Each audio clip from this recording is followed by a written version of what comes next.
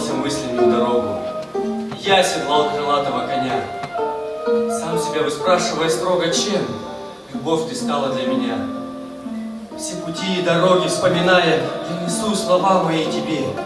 Да, теперь, любимая, я знаю, вот чем стала ты в моей судьбе.